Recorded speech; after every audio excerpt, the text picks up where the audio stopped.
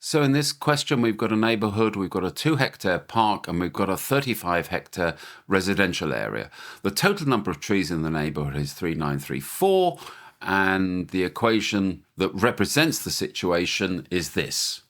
Which of the following is the best interpretation of X in this context? Okay, so here we have the park and the residential areas, and this is 2 hectares, and this is 35 hectares. So we don't know the number of individual trees in either of the areas of the park or the residential area.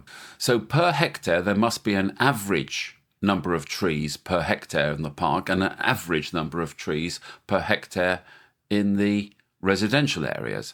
They could be different averages. So the equation they've given us, this must be the park and this must be the residential.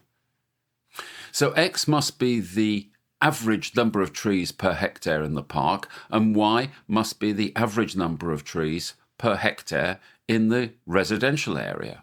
And if you look at the 4 options, the option which matches the equation is option A, because X must be the average number of trees per hectare in the park.